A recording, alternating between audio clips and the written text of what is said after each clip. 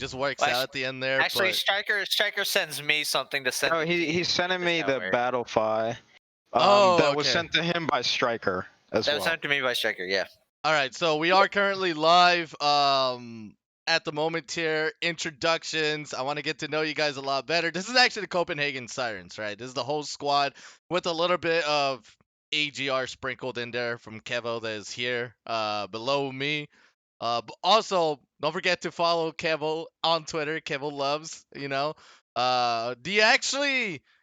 Hold on, a little bit off topic completely from my agenda because you guys just got me so excited before even the recording here. So Kevo, will you be advertising on your Twitter account the song that you made? Yeah, 100%. Yeah. I will put you guys on the map. PRL, we're going global. We're going global. Worldwide, pristine worldwide. Starting with you, Shred Man. What is your introduction? What do you got for us today? My name's Jared, Shredman 3. I'm the mid laner for the Copenhagen Sirens, and my favorite color is probably red. What? Okay. How about you, Unknown KRC? Yeah. First, I'd like to say I am a Siren. My name's Unknown KRC, also known as Kevin. I'm the ADC, sometimes mid laner, sometimes top laner, jungle, maybe support of the Sirens. My favorite color is probably not red, though, so, I get it. Kevo, how about you, man? Well, how are you doing so far? I'm Kevo. I'm the jungler of the Copenhagen Sirens. My favorite color is Kevin. That's my favorite color. I love the talk that we were having. I wish we could bring back that talk that we were just doing earlier. It was so much fun. What talk? What about Yon? About the bars? About the bars? About the bars. It's because Shredman said that gonna be a little bit of collaboration with Kevo here, but I don't agree. Yeah, because he can't freestyle. Yeah. I don't agree. I mean, look, Logic out the game as of like 2 days ago, so someone's got to take his place. You know what I'm saying? That's true. That's true. Sir, But- yes, but- sir. You gotta be able to spit bars out though, like anywhere and everywhere. Okay. You know. I got 2 days of practice. All right. This is... Logic only been retired for 2 days. I need some time. Wait, what Logic are you talking about? Like Logic from what's his? That's his rapper name, but Yeah, like Bobby. yeah, Tarantino? Bobby. Yes. Young Sinatra. I'm so sad. He's my favorite artist, and he just announced he's retiring. So. Yeah, his new album, I think, is gonna have a feature with Yon. Oh. Yeah. That's insane. Yeah. One of my favorite artists is Logic, and also which also released a recent album too, was oh my god, why do I'm under pressure here. I love him so much. Now I gotta Google search That's it. also one of his, Under that's Pressure is one of his albums, dog. And No Pressure comes out this Friday. Joyner Lucas. You also want to check out Kevo's Spotify. Yep. Rock with me. Joyner Lucas got some heat. I ain't gonna lie. Dude, Joyner Lucas is so good. I love him so much, man. Like, I wouldn't have known him if it wasn't through Eminem. And then I started, like, seeing all his most previous work where he wasn't announced or kind of, like, lifted up by Eminem. But, I mean, Joyner, I have no idea why he's just not that famous, though. Isn't that crazy? Yeah, I don't know. Oh, no, he's that guy's famous. a freak. No. Real fans of hip-hop know of Joyner, and he's famous. Trust me. Oh, okay. That's good. Did you hear the Will Smith track, the Will Smith tribute track? That blew up. How about you, Unknown? You haven't said anything about rap right now. I mean... About rap? Yeah. Well, my favorite rappers, Kevin Loves You. If you listen to Spotify, rock with me. At least 3,000 plus listens I've heard. I've heard it's upwards of 55,000. No. That's a no cap. Rock with me on all platforms is actually hovering around 30,000 on all platforms. That's it. That's what I'm talking about. 30,000. But Let's make that it doesn't 40,000. Let's make that it doesn't 40. even compare. If you go on YouTube, type Kevo alone, it has 250,000 just on YouTube, and it's got like 78,000 on SoundCloud and a couple more thousand on Spotify. Did you approve the first So, comment where it shows like I'm here before this blows up? Yeah, I was like, damn, that's nutty. That's nutty. It's gonna blow. I at least listened to that song 3 times. But Yeah, unknown yeah. KRC never answered back to me when I said, "Wait, who is that? Is that really Kevo Wait, Loves about right what? now?" Oh yeah, Yeah. absolutely is. Yeah, you want like I can share my screen. I can No, share no, my no. You gotta sing No, it don't do live? it. Don't do it. Sing Don't do it. live. No I singing turn my live. Hold on, auto-tune wait. Wait. Hold on to the auto tune and all that other stuff. Wait, hold on. So, introduction. I guess we're past that. Let's do a short recap. Okay, so this is still a novice league podcast, right? So we just finished with week 4. So I want to go with the first list here, which is what do you guys think on the top players that were viewed this week? Shit. I think if you're gonna talk about top players and you don't bring up what is that? What is that guy's Unknown name? KRC. Kiba Boy or whatever it is, that mid laner. No, we're not talking about no KC. He's an injury. Kiba Boy on Killshot, is that it? That guy is Yeah. actually carrying the team. Him and Cabri are both fucking just carrying that team so hard. Yeah, I agree. Yeah. So dumb. Well, of course you agree. You're reading off his notes, aren't you? Right now. No. Oh no. He In just my sent us a opinion- Battlefy link. Oh, okay, Yeah, okay. in my opinion, I think I think PSB is an extremely underrated team, and I feel like they need like a little bit more time to keep their cohesion together. But I feel like this next round robin, PSB is gonna be like, he's gonna be up there. I also think EQ has shown like a lot, like the entirety of EQ. I think their support is probably one of their best players on EQ, and I will say Yeah. Aqua Phoenix needs just a little bit more practice, and I think they could be up there with us, the Siren. In my opinion. So Pawn Sacrifice went 2-0, but their game record, is still pretty horrible, like 5-3.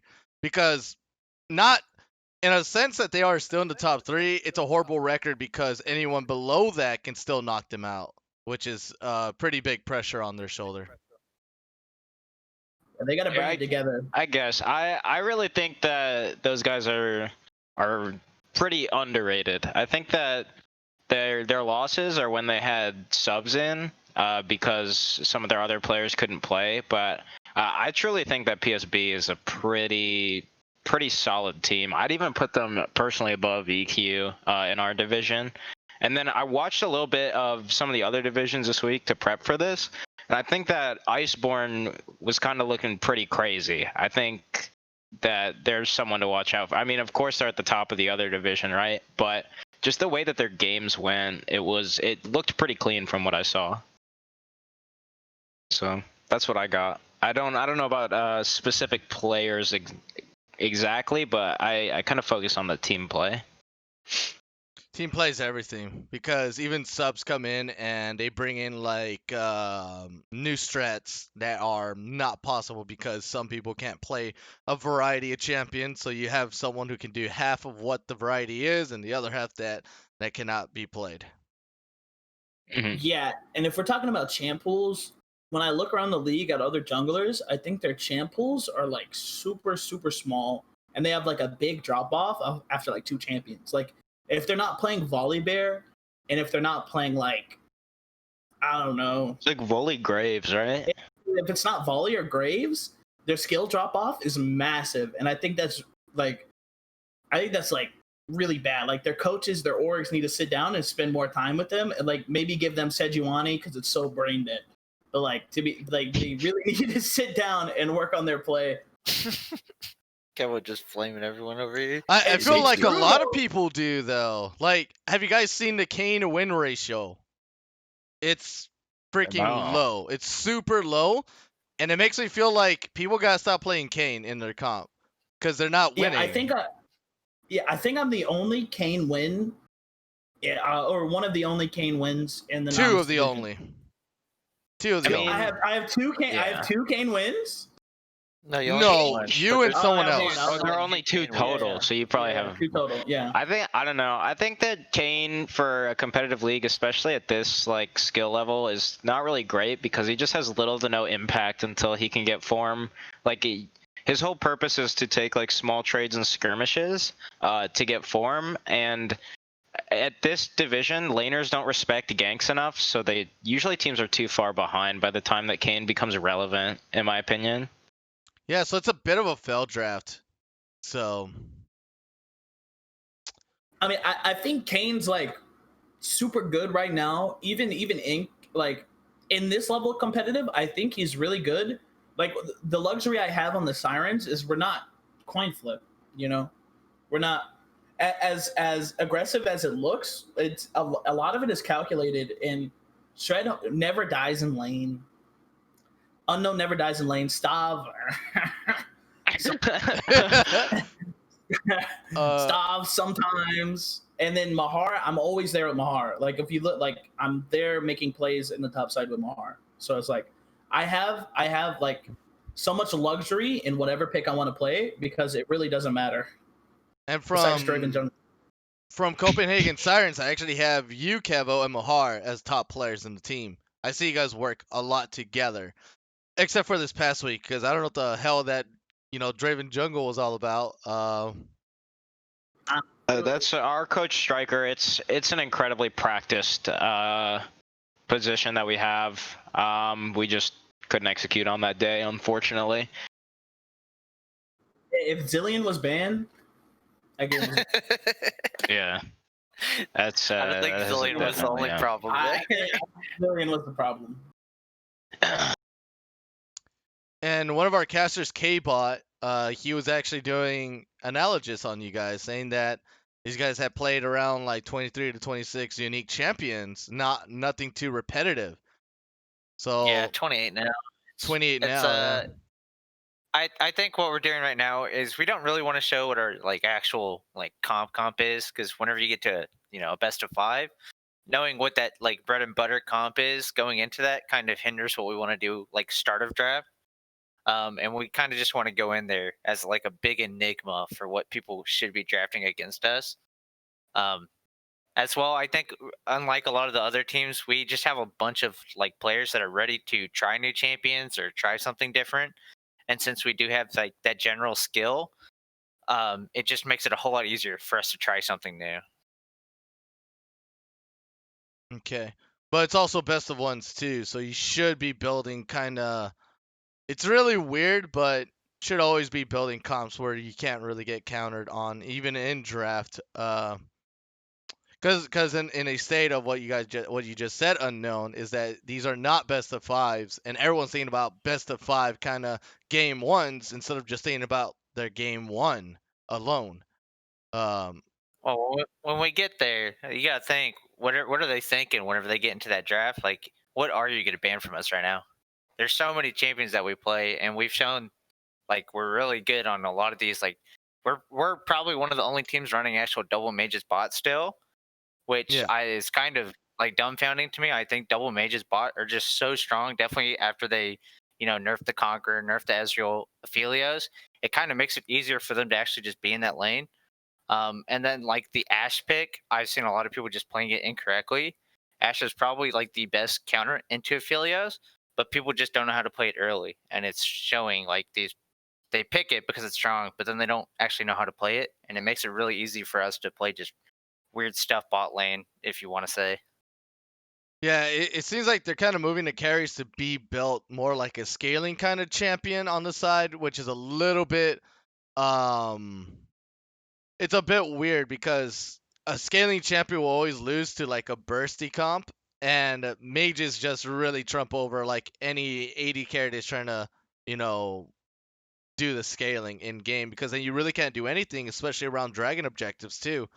While all the ADC's runes are getting nerfed, the mid laners runes they get left untouched. So that's why they get like really strong.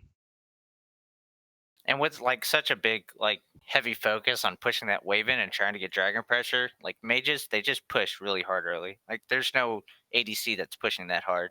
So it gives you so much room on the river. And that's where you'll see a lot of our fights. We either have Kevo up top or we're gonna have like a lot of river control and you'll see our bot lane just rushes into river just to get vision like early. The mana sustain is also a lot better too. AD carries cannot spam Yeah. abilities like mages can. Yep. There's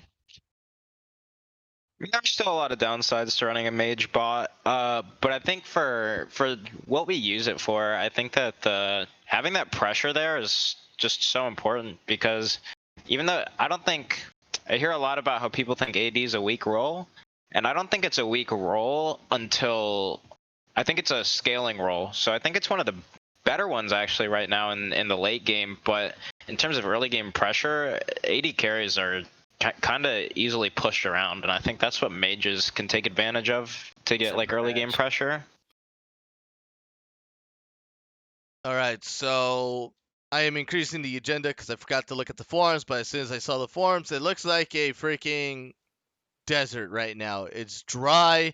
I like looking at the forums for every single recap of things. I will actually add another segment in that form where it shows give me your short recap on things on yourself. That we could sort of reflect on what the community thinks about. Because I feel like the community isn't too active, I guess. So this is what the forums are, right? To get community, get active, to become more aware of what's going on, and then on top of that, it gives me awareness too because there's a lot of things that goes on that I can't catch as well. So it's very interesting, and what you guys are doing as well. So in the solar division, I gotta think questions like what someone would ask. What do you guys think would that be? I think like the biggest thing about Solar Division is there any other team besides TBD that can actually like do anything to DBD itself. They look really really good. Um, they had a little bit of like a hiccup early game against Big Draft Energy, but honestly that was like 10 minutes. As soon as they hit the 10-minute mark, they start roaming around, they start getting kills, and they just start picking out people and just outplaying everyone.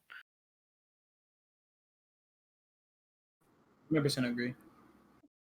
I think in the solar division, it's really just who can contest TBD, and everything else is just how well people stack up against each other. Because from the looks of it, nobody else is going to be coming out of there with the first seed, right? So I think that Dynamax has looked okay. I think from what I saw, I don't know exactly how their standings are currently. I didn't take a look, but from my notes on like the games I looked at, I noticed Killshot played pretty well in the first game they played, and then did okay in the other one. But I think that they were looking better than most of the other teams that I was looking at in that division as well.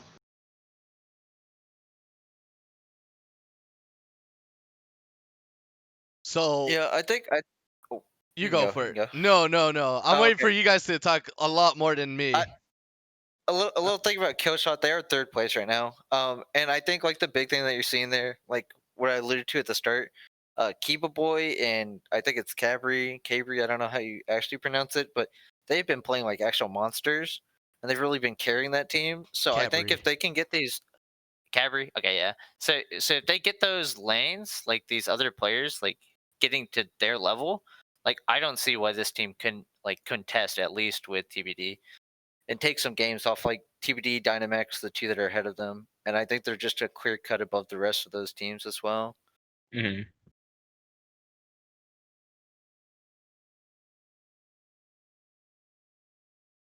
All right, so if no one's ever noticed, we are talking about the solar division right now. We will get to you guys' division soon. And the lunar, on an overall perspective, from what I see between teams and players, is that there's still so many challenges ahead for everyone on any division. Some can close out games very well than others, but others can get like a better early game advantage but then they don't know how to close out games as early as they should, where it leaves them to just extending the game for way too long. Like between that TBD and BD, between TBD Esports and Big Draft Energy, I felt like Big Draft should have won that game, but Hmm. what got the advantage for TBD in that game was that, Big Draft, they would get picks and then they will go for extended fights where they really can't. They can't do extended fights because they have Galio in their team. Galio's good for all of a sudden fights because you can mitigate a lot of damage, but after that, like, you take your picks and then you just back off and push a lane, but instead they push into the Oriana, they push into the Ezreal, and the Morgana, who are just completely, even though Morgana pick is still, to me, pretty crap in the jungle. Like, I think it could be Hmm. easily countered, but no one does it. Or at least ban it if you can't counter it, but there's too many champions that counter a Morgana jungle, but it just seems like just no one does it. Very unfortunate. But you know, big drafts, um, they are not a team comp that can fight off these extended fights. Like the Ragnarok. As soon as it's off, right? And the Hmm. Galio wall, like I said before, the Lucian can fight extended fights, but the thing is that he needs a lot of protection, but that protection just ends up dying on its own.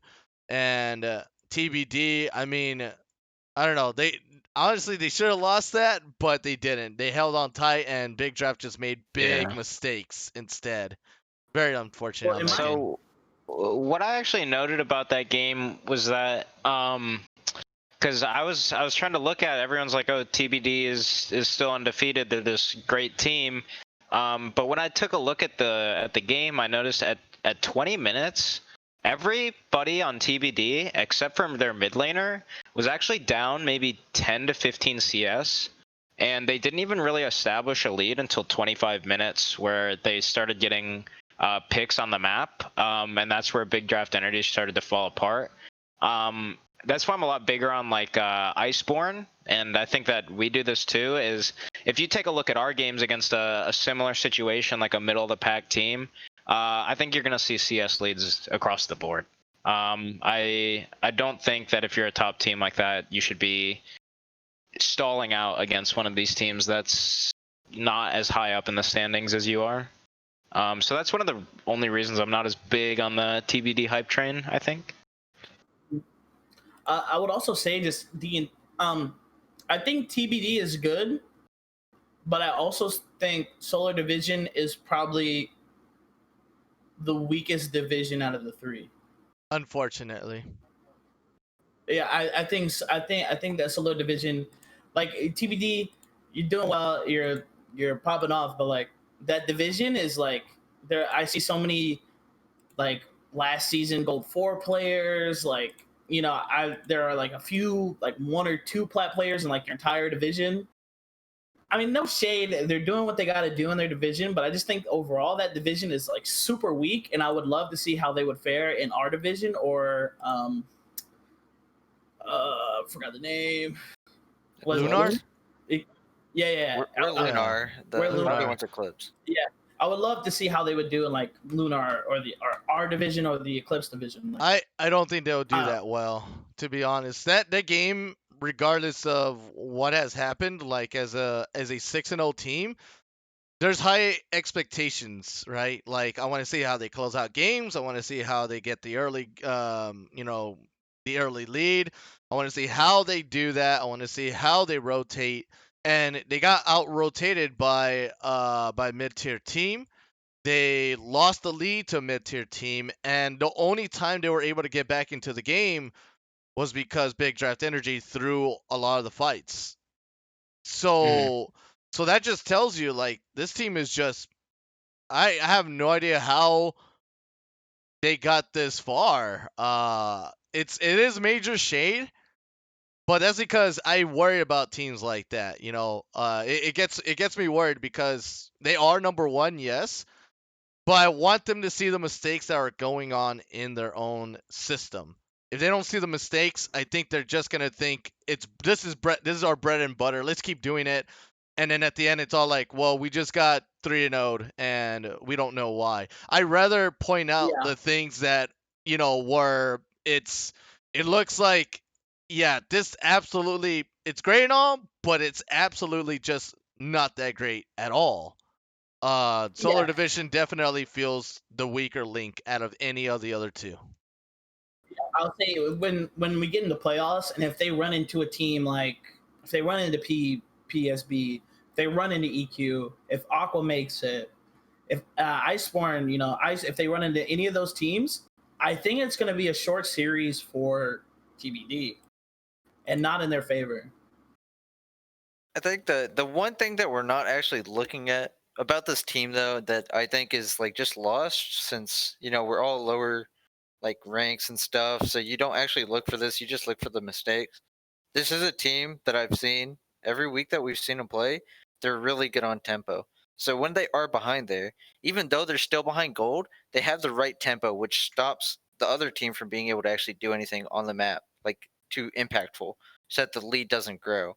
And then on like the other side, whenever they do get leads in their other games, they have the tempo, like they play the tempo correctly and get something on the map and then keep moving so their lead gets a little bit larger. Which you can say they don't have like super good like competition there, but like I mean, Killshot Gaming, I would say would probably be a 2 or 3, probably top 2 or 3 in either of the divisions as well, which gives at least two teams over at Solar. I don't know about Dynamax. I haven't watched them that much, but I really like Killshot and TBD in Solar. It's just their low end is just really low end, it seems. I've actually seen better games from Killshot Gaming week 2 than any other week, and then after that, it's been a little bit of a short stop. No, not week 2, week 3. After that, it's been a short Yeah. stop. It's like, Killshot Gaming ended a game on their week, 21 minutes and then 24 minutes. Those were their 2 games. Amazing how they, stuck the landing in the CS lead, stuck the draft. They stick to everything, 10 out of 10. And then the week after that, week 4 comes in, and it's like, wait, why did 21 go into 32, and then 24 went into 35? They had a 39-minute game. Yeah. 39-minute game, yeah. And it was like, Yeah. what happened? It just was it just suddenly a good day for them? I know there's days like that, right? On a full moon, you go full Yeah, beast yeah. mode. But Killshot Gaming, they gotta understand if they're coin flip like that, they either will remain consistent in just being a decent team, or can they actually break that hump that gets them into where they're just like an amazing one? And I'd rather see an amazing squad all around from everyone. Yeah, yeah. I think to TBD's credit, they're besides I think they're extremely consistent and cohesive as a team, but they have a lot of weaknesses in their laners. In my like Shred said, like they tend to go down 15 CS sometimes. And against a team with like strong laners, I just don't see how. I feel like other teams, like especially us, I think if we're ever up on CS like that, we're gonna keep that lead all the way. Like same with the tempo thing, but like they have the team cohesion, but I don't think their laning is there yet. That's just my opinion. Yeah, I agree with that. I think they play really well as a team, and I think that's what a lot of other teams, or especially like towards the lower end, kind of just feel like a bunch of friends playing like. I don't want to flame like too hard, but it feels like almost like a solo queue game with comms. Like A they lot of haven't them do. practiced any macro type stuff. I think that what TBD brings is they actually play macro very well as a team. And I think that a lot of teams play this kind of solo queue-esque style where it's like, well, I know these guys are good, so let's make a team, as opposed to actually like understanding control of objectives and stuff. I think TBD does that very well, and I think that's why they're first in that division.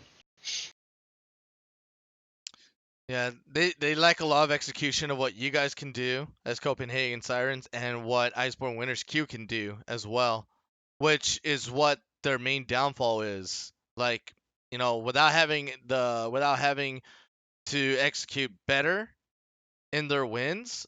Because I feel like it's pretty sloppy, and it could just be the Morgana jungle. I don't know, but wins Yeah. are wins, but it's always about the execution. Like, how cleanly Mhm. was it? Was there any stress along the way? Was there any difficulties? Who fed what lane? It's like, I don't feel like they feed any lane though. I just feel like they are a team that you could definitely take control of the map over a lot easier than any other team out there. Yeah, I agree. Their early game is what like I don't know how big the TB org is, but they're like they need to have whoever's there, they're topping the team list, put more attention on them, like from if they have coaches or analysts or anything. I don't again, I'm not familiar with how big that org is, Yeah. but if they have a big org, let's sit them down and let's work on that early game. They're pretty good in the mid and late game, but let's get that weak spot out of the way, and then then I think they're ready. So In my there opinion. is, yeah, and then there was the other games too. Obviously Killshot Gaming versus AE1. I feel like Killshot should have stomped that one out. But AE1 definitely, didn't let up. The fight, they I think AE1 has gotten a lot better though. Like, we wouldn't see them too much on objective control, and then now they're the first ones on objectives, but their team fights are still pretty sketchy all around. Their drafts are decent, I think but once again, it's a I was cane. gonna say, yeah, I think that this game was kind of hard one for Killshot and Draft. To be honest, I just pulled it up and like the enemy team has Ezreal Yumi bot lane, which is like very good, but not. It's like just to play lane safe and survive, right? And then they have Orianna, Kayn, Shen. I don't think if you have any, they don't have any like big hitters on that team. It's like each person kind of just is a role player, I guess. Unless one of the mid or AD gets really far ahead, whereas the other team's running what Nautilus, Set, LeBlanc, Cassiopeia. They just have so many champions that scale way harder than the champs on AE. I just think I think that game was kind of won in draft, and then it yeah. They're 3 and That's all 0 I got. too.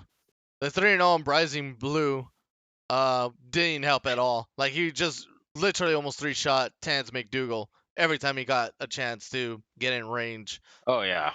Uh, but the I Kane, think if you're gonna do that draft, I think you put Nocturne instead of Kane. yeah, I think Nocturne's Nocturne, just really strong right now. and then a People aren't support using that him can in this play league, front. but Nocturne's really strong. Yeah, I think what you do is you get Nocturne there. Instead of putting the Yumi with that, I don't know how much we've seen in this league, but I think Karma's a really, really good support. And I think if you put Karma with that Ezreal becomes unstoppable. And you get that extra damage early against that Cassiopeia, which pushes her out of lane. It also Mhm. empowers Shen too in those large scrimmages. Yep. Like, it well, empowers everyone, but you give Shen more movement speed, he's able to land more taunts. Like, it's easy for him, and he's tankier too with all that big shielding. So I agree. That would have been a beautiful draft from AE, but drafting the Yumi and the Kane, especially Kane with a very, very low successful win rate, which I think at this point of the Novice League, I mean, if you still see it, it's like, no matter how you put it in a draft, it depends on the players, right? I know Kevo can pull it off. The other one that can pull it off is there's only you and Cow someone Dog. else. I Tao think Dog. Cow Dog would probably be able to play it. Yeah. Yeah. Like, if Yeah, there's yeah. anyone that should be playing Kane right now, is Tao Dog or Kevo. Like, you guys can pull it off for sure. 100%, 100%. Maybe not Kevo after that Draven performance though. Oh. Should have been Zillion. Should have been Zillion. But there was other games too, right? Yeah. So Dynamax, I was on the hype train for a while because they looked great, but after watching Dynamax this week, They also lost the momentum that Killshot Gaming also had the week before. Um, they're 40 coming in minutes. strong. They're coming in hard. Yeah, the games are just extended so long, and This was crazy. yeah, but they lost. They really did. Um, they were coming in from a very slow start. They picked up the momentum, and then they dropped the ball again. This Dynamax is probably the only team I can see as a roller coaster right now. Mm-hmm. It's just a really weird draft. Wait. I thought They picked the Galio, but then the only real engage that they want going in there is going to be your Sejuani. well, Dynamax actually won this game, but Well, it they wasn't won, but- pretty. Yeah. That's I they think did. a that bloody game. Well, Oh, I think yeah, that they their did. top side is actually really scary, right? You have like, sure, it's not like some god comp, but they're both pretty team fight heavy comps. But early game, you're having like Sejuani Darius is pretty scary. Like a melee attacker with Sejuani in both of those lanes, where you have like Ezreal Morg just to play safe bot lane, is pretty crazy.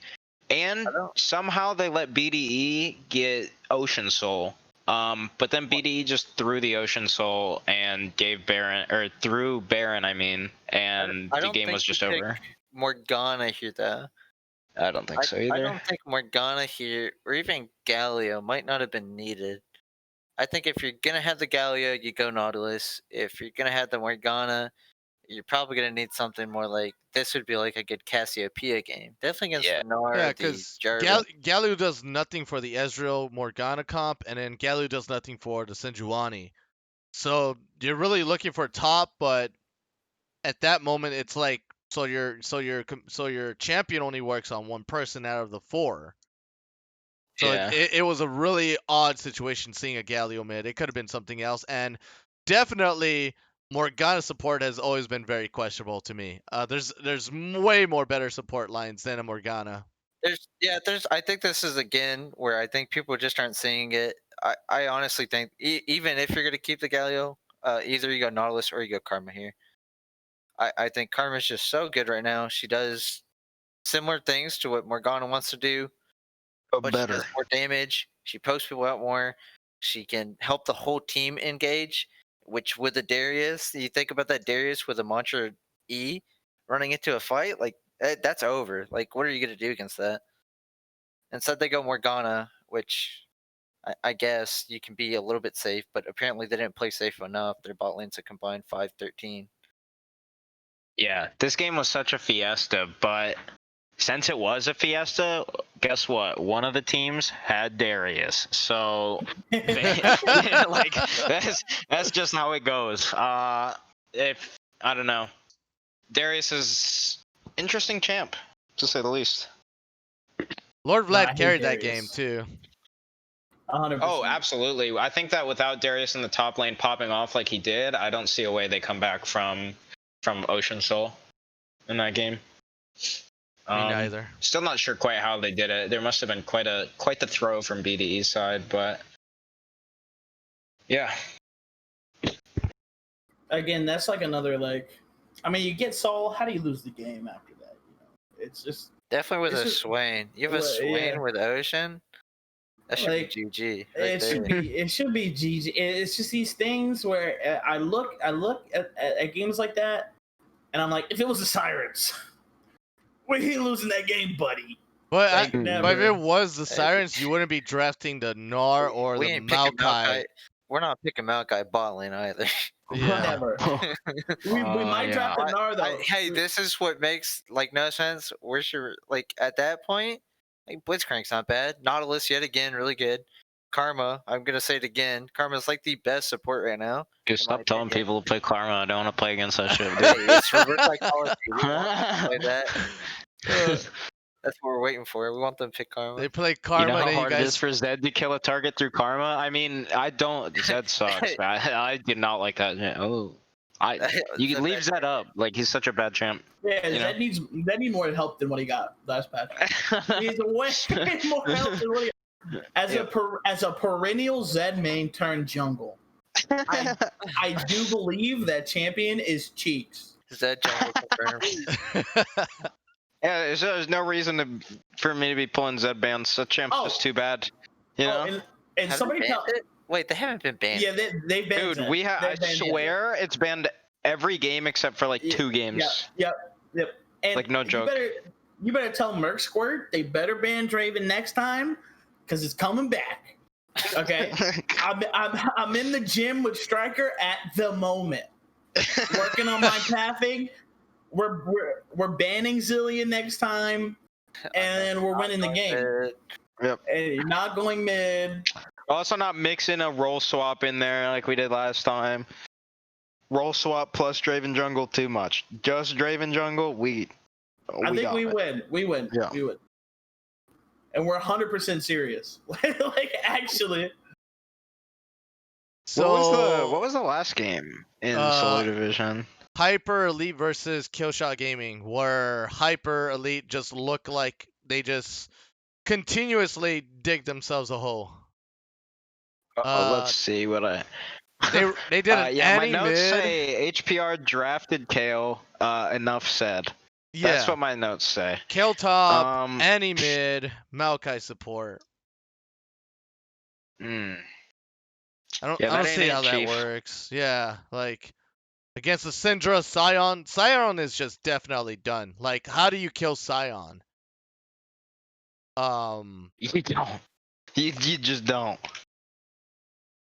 There's not enough burst damage from Annie. There's Volibear. If you're jumping on Sion, that's not your target.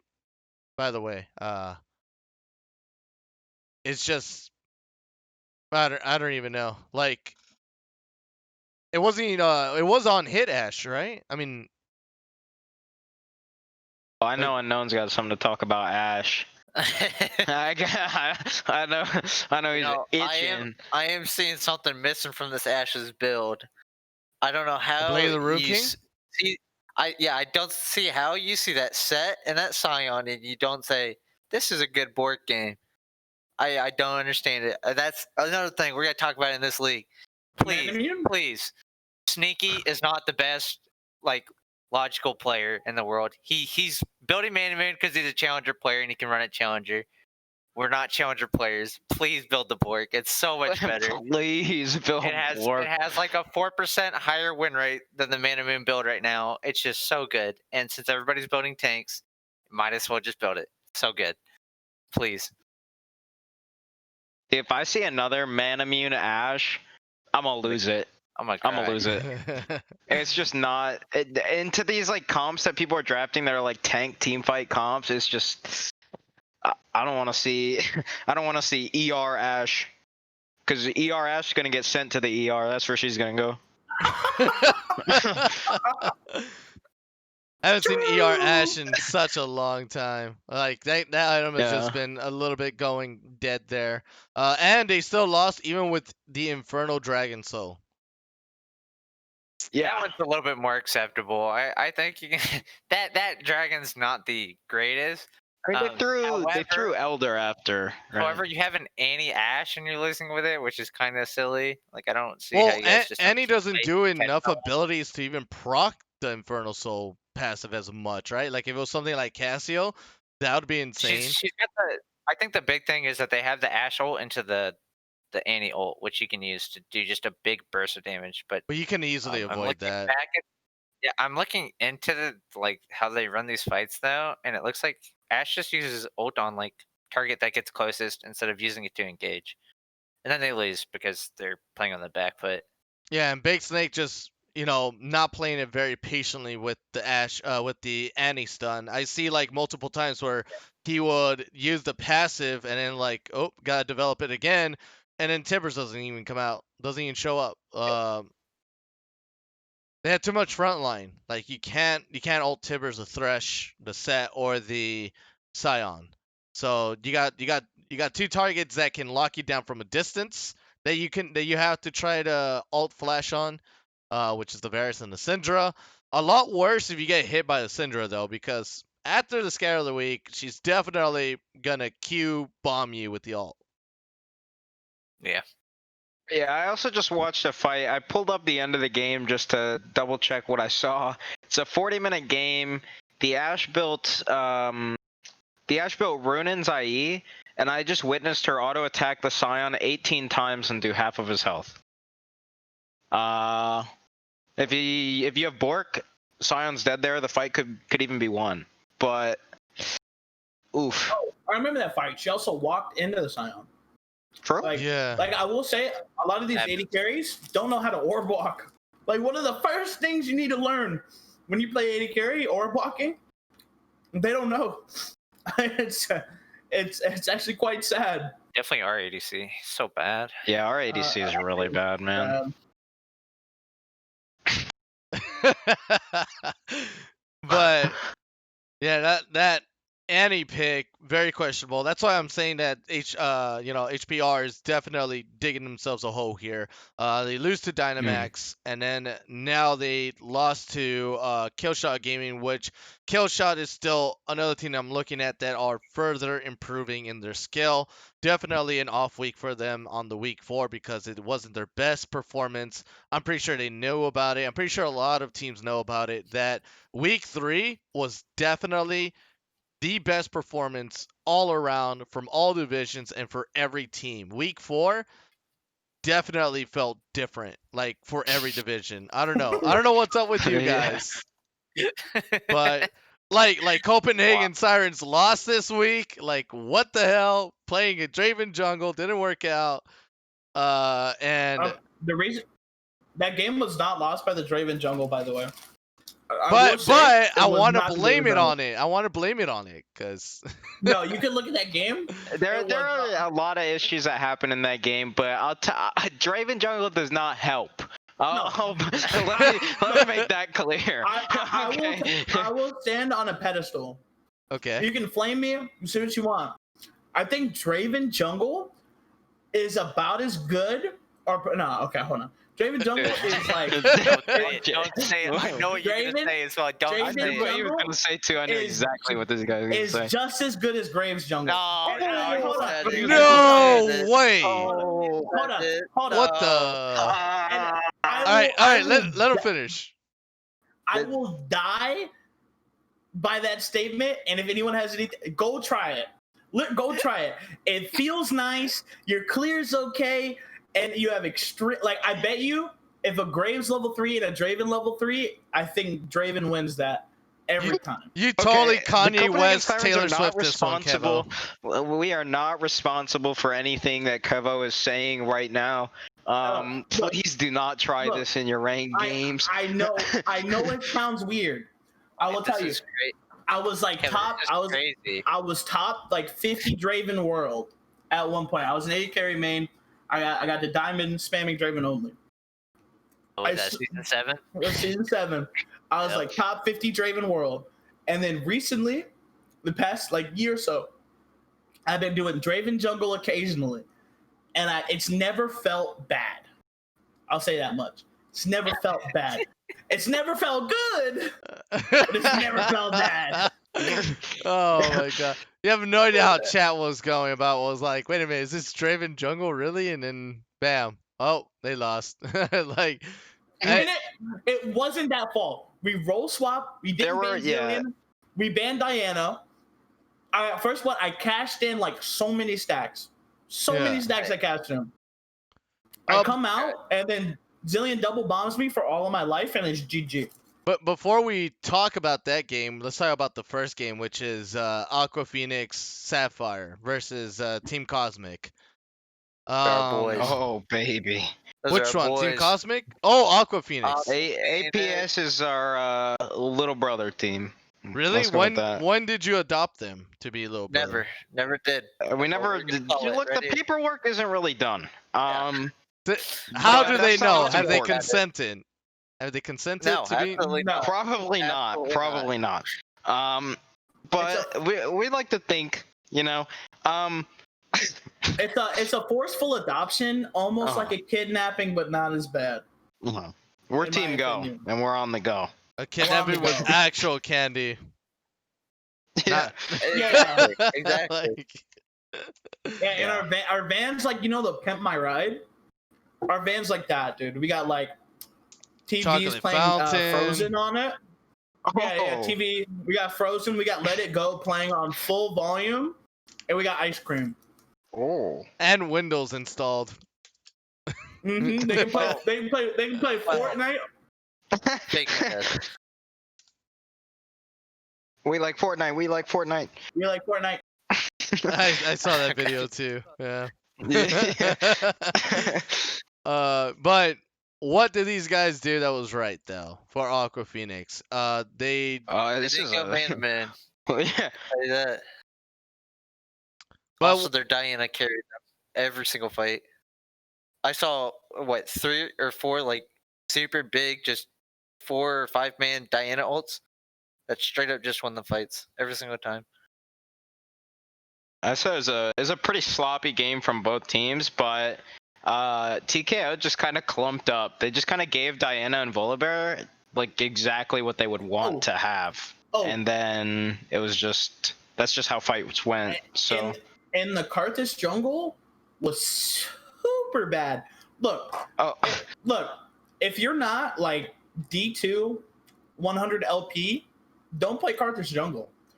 Like they gave him somewhat of a buff for people who actually are proficient on Karthus, and I've been saying this for a week.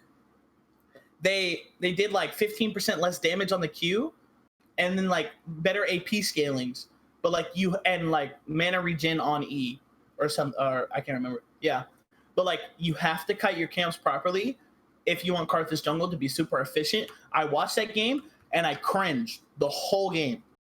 Don't play Karthus jungle, please. but Draven jungle, that's okay, right? It's just as good as Graves. oh my god. Oh, no. Don't at me. When they nerf phase rush, Draven jungle is gonna be way better. Oh, Don't at me. there was a major fail from Team Cosmic too in that last fight for Baron. Boom Ring just really he Karthus ulted. Not dead Early, Karthus. wasn't it like early? Yeah. Yeah. Yeah, Can't like be doing that. and Can't then do Volver that. just ran in and hit him with the slam. Like that was very unfortunate. He hit him with the Vince Carter, you know what I'm saying? Arm through the hoop, hanging on. Yeah. Yeah. I think Virgin Levi is actually super underrated. In my Yeah. opinion. Let's Good continue good that tank trend. player.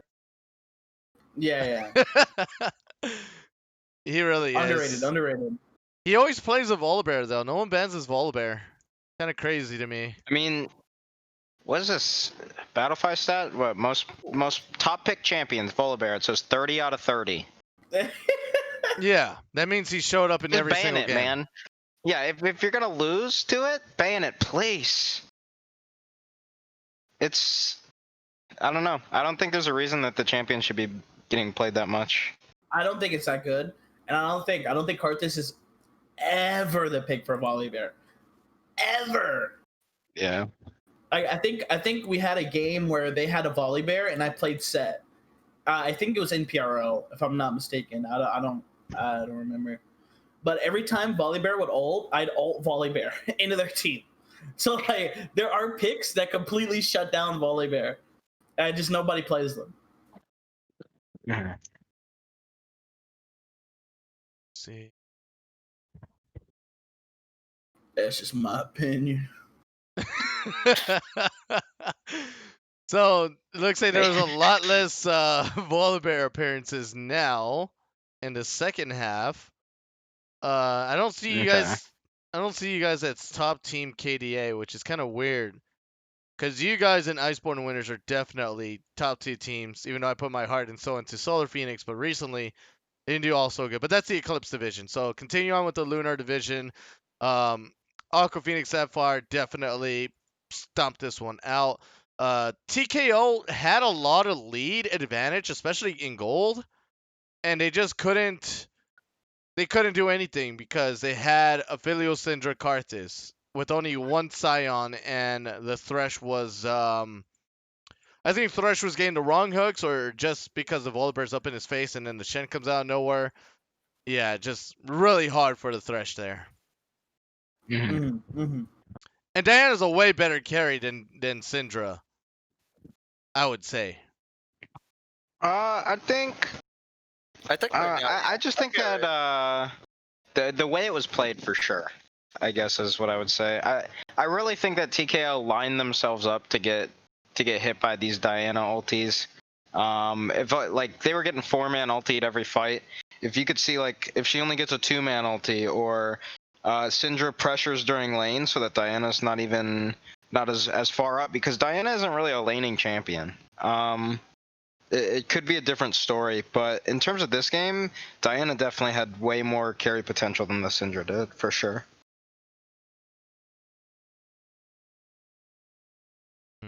Is Beckon still their starting support? Yeah, yes. he's been. I think he's the best player on their team. I really like Beckon. You think he can play Bard? Dude, oh my god, his Bard. Wait, did we play that game? Is that the Bard that gave us so much trouble? What? We played a game where a Bard like roamed everywhere. Is that the game? No. I think it was a scrim. Oh, it's a scrim? That was a scrim. That was against Probably. that was against the Diamond team. Oh yeah. Okay. But a good Bard can absolutely do that. Still won that game. And I wonder if Disgusting. Beckon can do it. Yeah. I think he can do it. I got faith in Beckon. I like him.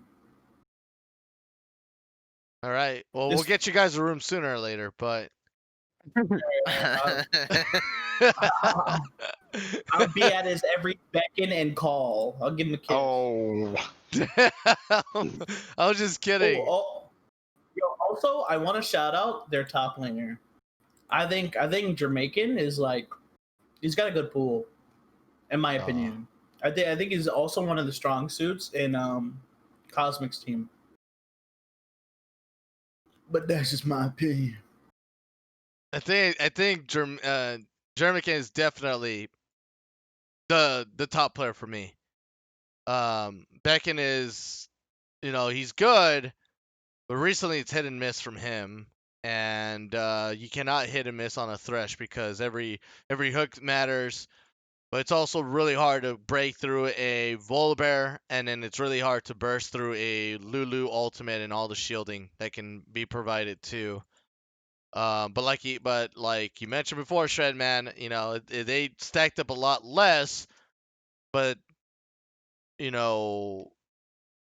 know why they had to stack up actually. I don't think they need to stack up too much here. They don't need to. I think they just aren't aware of where they're standing. Probably just like looking at the enemy team, or just maybe eyes aren't where their champ was at the time. But definitely stacked up a lot into the Diana. You're right.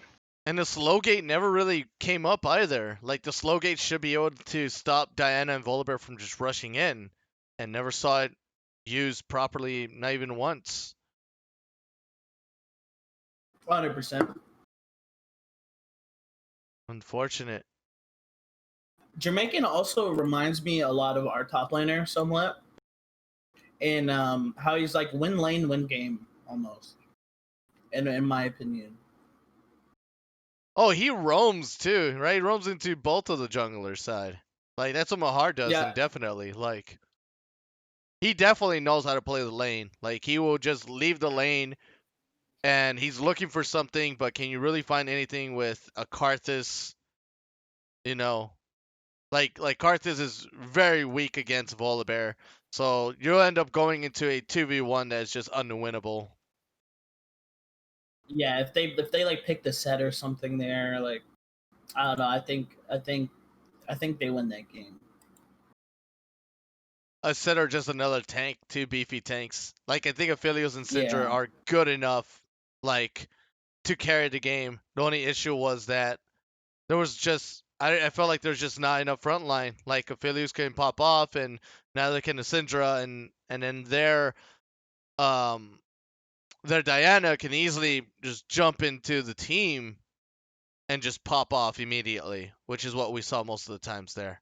Like I felt like Zyrel and what's this Syndra's name, Sagify, just really couldn't do anything too much there on the Diana Volibear comp.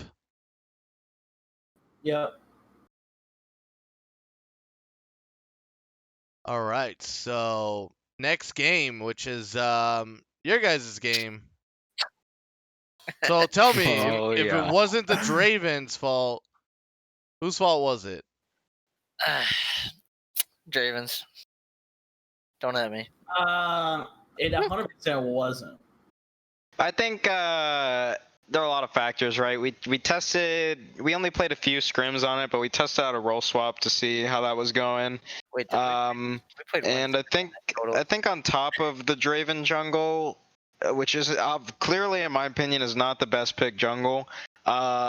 We made a couple other slight draft errors. I don't think that we really should have picked Morgana bot in this game.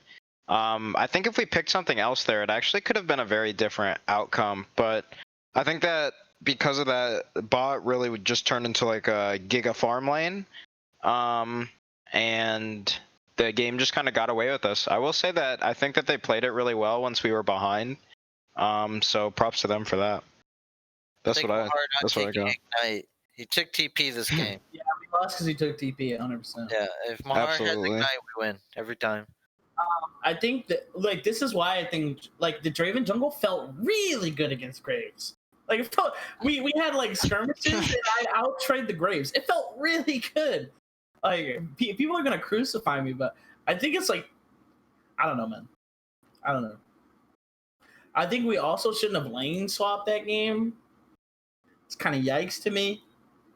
And although Zoe did kill, like I think you first blooded Zillion, yeah. 4 kills. Let's go. Yeah, but like after that, like Zoe, you couldn't do anything else in the game. Well, after that happens. you had Ornn there, like you had double bombs, you had revives. Like I think Vladimir. That's the unknown effect. If we had Shred on Vladimir there, like I think he just rolls all their squishies. That's all right though. We tried something new. Didn't work, and well, Draven jungle is not dead. No, The No. spirit's still alive. no, Yeah. Our draft coach is he's been working up. I did Striker 20 pretty much tells us everything to do, right? Yeah. He says 3 minutes, put this ward here, watch your jungler. I say yes, Striker. Striker says 17 minutes, ward here and take dragon. I say yes, Striker. Striker says chop off your arm and feed it to the dogs. I say yes, Striker. There's no limit, right? You just follow what our coach says, and he told us Draven jungle is the game here. Yeah. We're the ones that made it not work, not the Draven. Yeah. Okay, okay, buddy. Okay, buddy. No, okay, like I did second most damage on the team with a Zoe on the team. We need to start moving away from this Draven talk. This guy's gonna preach all day. I will preach all day. It's so good. And what did Merc Squirk do that was good in this game? They let their ADC carry. It's a good choice. That's about it. Good They choice. got two objectives first. Got to the objectives first. I think Zillion is what really made that comp sparkle. Oh yeah. Snap, crackle, pop. Did it though? Oh no, we can go back and look at this game. Zillion did There is so much. Oh my god. Like he landed double bomb after double bomb on our back line. Ezreal did 34% of team damage. Oh, That might have a little bit of effect on the game. Yeah. Ornn was unkillable. Like Dude, I'ma just say it. They could nerf that champion as many times as they want. That champ is so not balanced. Like, what?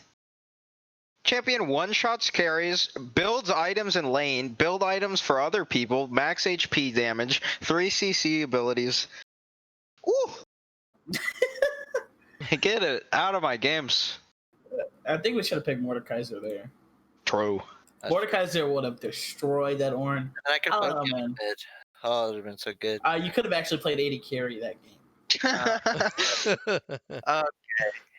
You could have actually played your role. Okay, buddy. Wait till I swap to jungle. You better watch Oh. out, Kevin. Oh, baby. I'd double anything you did on ADC. At what point was the comeback for Merc Square? Because obviously they didn't have the whole lead. They lost map control, right, to you guys. So at what point of the game or points of the game was it that really took off against you guys? When I got Ezreal- the exact point of the game. We're on Dragon, and Ornn comes through mid lane, and our team called, yo, let's just leave the Dragon and just 5-man this Ornn. And that's what we did, but it took us like an hour to kill this Ornn. And even though we finally killed the Ornn, at the end of it, we weren't really aware of where we were positioned relative to the enemy team, and ended up just losing that fight. I think that was like a really big turning point. After that, it wasn't really the same. I think it's the right call, but I think that we misexecuted positioning-wise once we did it. I don't know. That's my thought. That's just your opinion. That is my opinion. That's my opinion. What did you guys think? That's not Shredman because he already told us what he thought. When Ezreal got Iceborne, the game was over. Yeah.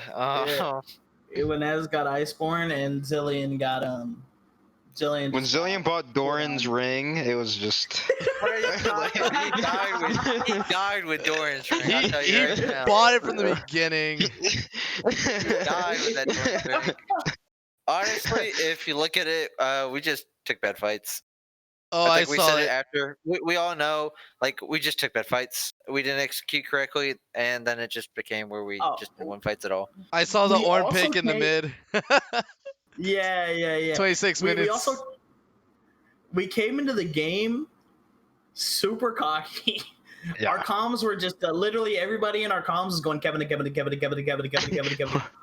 and over and over. Yeah. But that's not that's not out of the norm though. We do that every game. But 23 minutes actually. Yeah. as soon as we load into the game, it's Kevin check, and then from top to bot we go Kevin for at least 20 times. Yeah. Yeah. Honestly, I think what happened is we had hyper Kevin mid lane, which just does not work. We've seen it in our other practices. It just doesn't work. We need calm Kevin in games. And if you actually look into the future in the Lunar Division, into the last game of that week, calm Kevin came in. We'll just put it like that. Yeah, the next game was like a wash. Like we went from like losing that to the most decisive win in the next game. I mean, we'll get to that one, right? That's like the last game. Yeah. I got some notes. You know what I'm I saying? think that just Merc Squirt just played really well. Like I think Yeah. if you actually look at how they've been playing more recent, like compared to the first 2 weeks, it looks like they're more like consistent and like better as a team in general.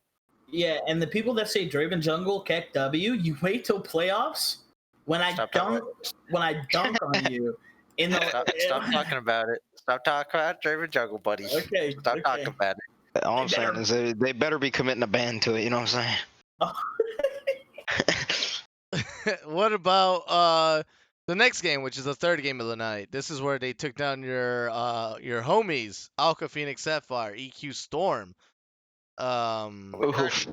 So EQ was, Storm didn't just take down Alka Phoenix Sapphire, but in the interview they also said that they are coming back for that second rundown on that, game 2 between both of you guys. I know Otto said that, yeah, we had it close in game 1, but we're actually coming back for game 2, and it's not even gonna.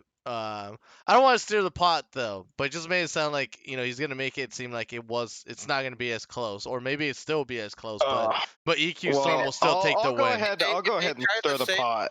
I'll go ahead and stir the pot. They said, and I quote, that we are only capable of playing kill lanes and a scaling mid, and they expect the next time they play us to be an easy win.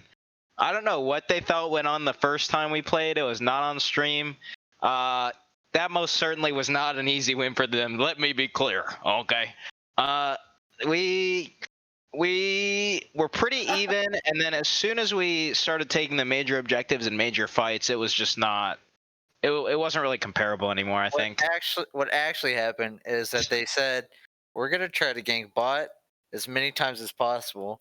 They ended up only getting one kill on the Misfortune during lane, and then Misfortune legit got a triple kill by herself in a team fight. Yeah. And then I they was, lost. and they lost a game where I was on 300 ping and I could do nothing about it. He was actually on 800 ping the whole time. Yeah. We burned. I'm pretty sure we burned both of our pauses at the start of the game because Kevo's internet hit something, you know, and and he had to play the rest of the game on 800 ping. So So you guys And were I- actually playing on the last week. Holy crap. Yep. yeah. So they talk a lot about how they're coming for us, but I'd like to see them try. Yeah, tell them they better not play Kale Top again, or it's just gonna be a rerun of the same thing. Oh, and Fade to Dust, he's just a Volibear abuser. So like, I don't see much from him.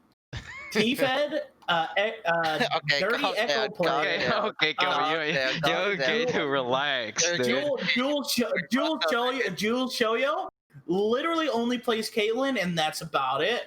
And their auto is alright. Oh my I like God, Otto. Kevo is actually going off on I their like whole team. Otto.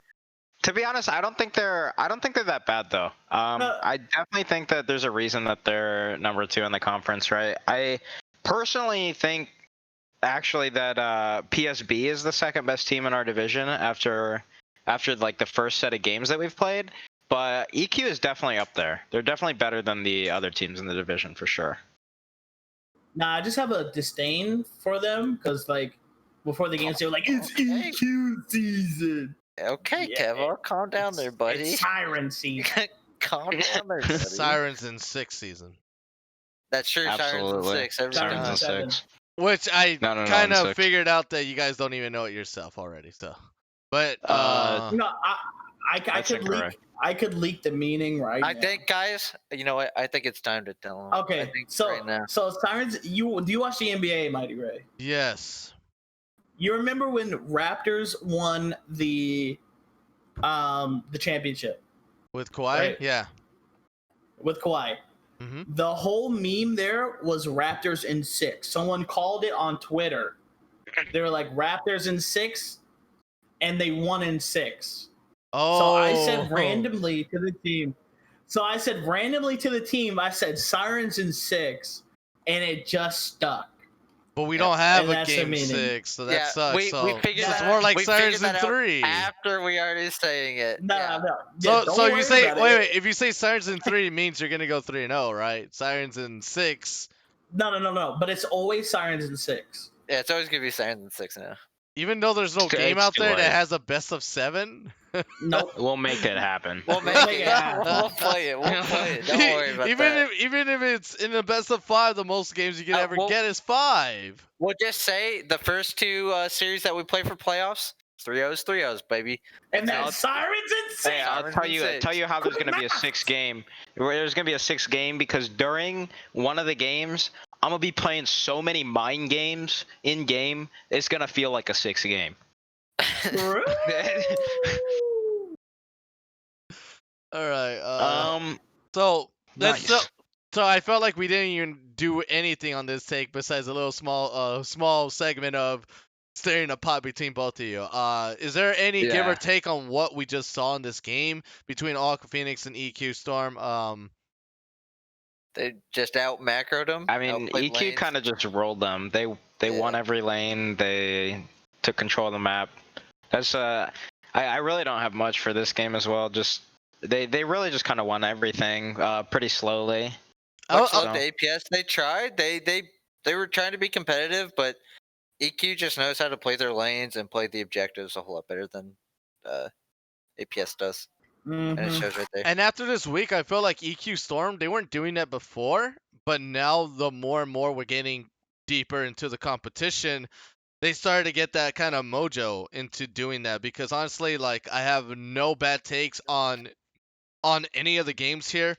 I feel like APS actually responded like how they should, but who's saying it's a lot more unknown, right? You're saying it's a lot more. The Karma pick just too strong. Yep, Like it's just too strong. it's just too It's always strong. going to be.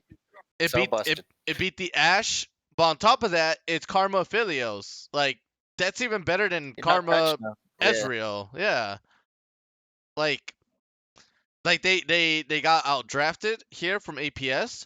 APS still responded and fought back in every single objective take or every single rotation, but they couldn't match the fighting capability, and they could not stop them from rotating. Like they Yeah, didn't have and any side lane pressure, they didn't have anything. and we're looking at the perfect example of why you don't take mana moon on Ashe. You give up all your early game, which Ashe is supposed to be Defilius in the early game because you're trying to get a tier. Really, it just stunts her growth. And then they just lost lane, and Aphelios, Karma were able to just roam and just kill everything. 123 CS to 69 in 18 minutes. Yep, Yeah, that shouldn't happen. that's. Ash is a hard counter to Aphelios in lane. It's actually But what all the pros are using right now. Ash is just so good into Aphelios. he is a Mana Moon But A right now. as soon as you build the Mana Moon, if you're trying to get the Sapphire Crystal and try to pickaxe start, it just stunts you so bad. Whereas getting trying to go for the Bork just to get that early damage and the more sustain in lane, where that helps you out, it just hurts you so bad. Definitely against Aphelios Karma. I feel like if you do in this elo try to do that sneaky build, get a tier and a pickaxe. Like, Yeah, you have to get tier first back if you're going to. Like, you need yeah. an early back for a tier because you're going to be spamming abilities. And don't build a already. Mana Moon You yet. just need to get it early. Only build a Mana Moon when it's a mere mana. Like, or when you have Yeah. a lead, because if you don't have a lead, you shouldn't be building a Mana Moon, because it doesn't do anything. Yeah. Also, look what you're going against. It's Volibear, Mordekaiser, and you're not building a Bork. It's kind of just silly. Well, he was It gonna doesn't get help to you. it, but he had to. I think he had to. No, he couldn't. He couldn't get there. Like he was so behind, he could only build the Berserker Graves and the Mana Moon, and that was it. Yep.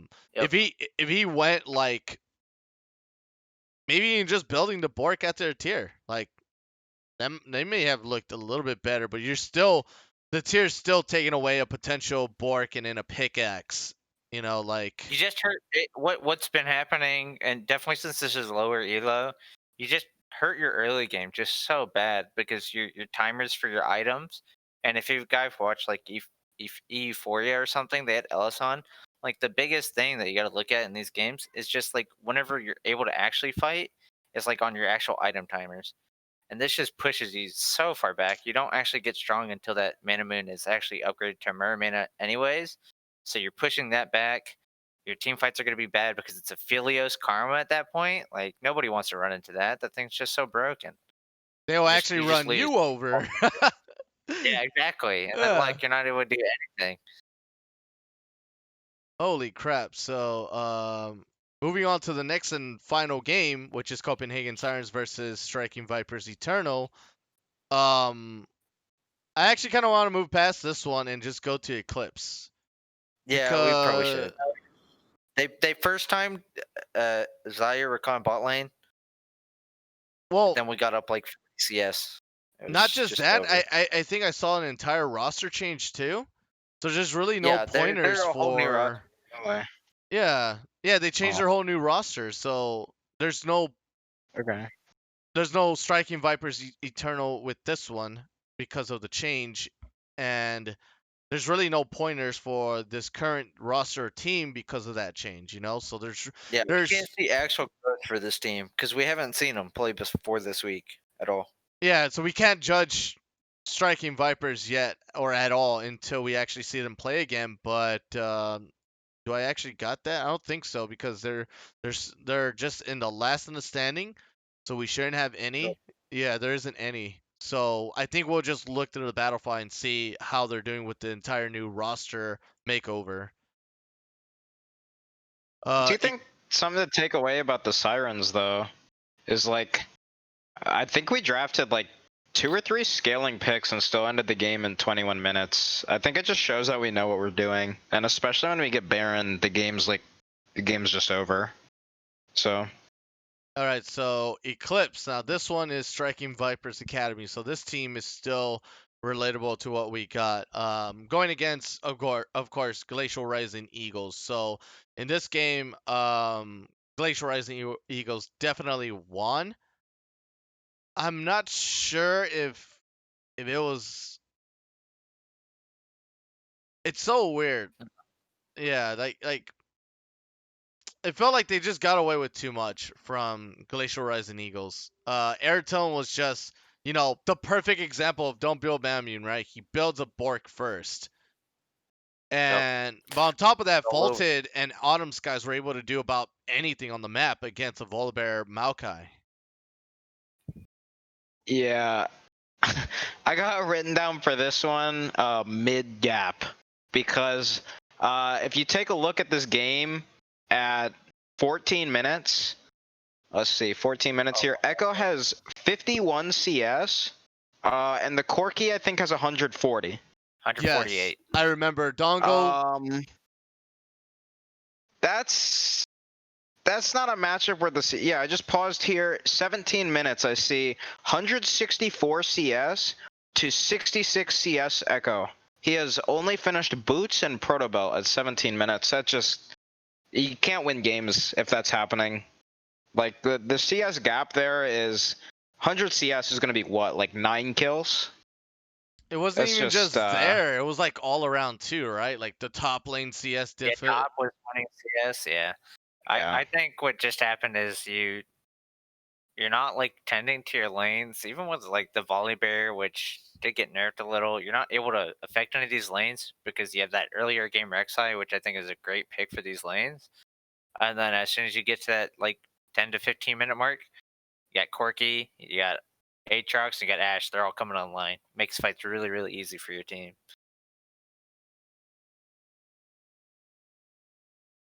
This one was. And I will say, I didn't quite like the Edge at Night item that the Rek'Sai bought, but maybe it was good there. I think all the Rek'Sai needs to do is just soak up like any kind of like damage that they're trying to do. So Edge of Night might not be too bad. Like if they try to start a fight by going on the Rek'Sai, it actually really helps their team. Because if you're playing that Rek'Sai, you're just trying to do early game. I think what you could have done though, she went all offensive items. I would have just went more tankish build. Yeah. Other than that, I think he played super well that game though. It's just I've never seen Edge Knight built on Rek'Sai, and maybe I'm just missing something. It's not a slight at Autumn at all. I think he's a really good jungler. That's really the only thing I gotta say. I think the draft in this game was super bad. For Striking Viper's side, they had like no pressure top side with Volibear, Maokai, like into Aatrox, like Rek'Sai. There's no pressure bot side, and mid just got hard gapped. So it's like, I don't know. They kind of walked into that one, in my opinion.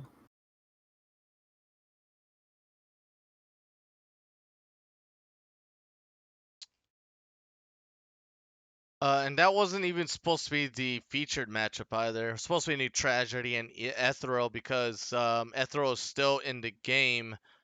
But because they forfeited both of the matches that night, this sort of gives us Glacial Rising Eagles out on a silver platter at the moment.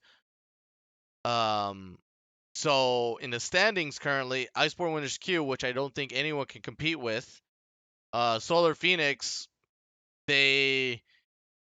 what is the next match? Solar Phoenix? I'm pretty sure. No, it wasn't. It was Iceborne Winners. But later on in that night, same night, Solar Phoenix just did not look too well.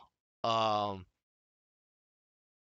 mean, they had to play against Iceborne, right? So it's gonna be in that as far as that division goes, they're kind of just rolling everybody in that division. I didn't get the chance to see how they lost the one game that they lost. But it feels like they're kind of just rolling through. I Iceborne think winners, it was Roll Shark. Their one loss. Yeah, they got DQ'd because what somebody wasn't happened? using their main account. They were using. Oh my! Yeah, and That's how they. they got Roll Shark. Yeah. All right.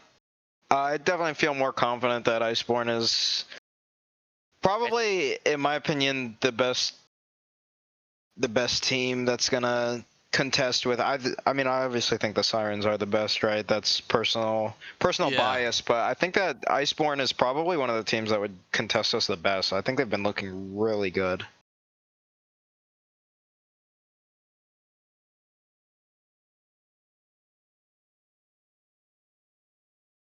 Where did the term Roll Shark come from? I still don't know where the heck that came from. Was it made I don't up know. on PRL or? No, that's definitely a thing from other games. I'm not really sure though. Yeah, so Apparently used a lot from in Yu-Gi-Oh. Yu-Gi-Oh. Yeah, it's from Yu-Gi-Oh. oh, is it? Yeah, I used to play Pokemon TCG, When and they he- would say that a lot too. When did you say Roll Shark in Yu-Gi-Oh? Was it Kaiba? Well, no. It's No, like no. in like Astro competitive. Like, if you've ever been to tournaments, like there's some players that just complain about every single like little rule. Obviously. Yeah. Like you can't have like separate covers for like your main and your off deck, like that kind of little stuff. You can't? That sucks. Yeah. Oh well. Oh, I just complained. Oh my god, I'm a Also, freaking hypocrite. I think like the weirdest one is like you can't like they made a certain rule like whenever you go to like an actual tournament, you can't actually bring in like one deck and then bring in another deck and have them in like the same kind of box. They had to be in like separate boxes.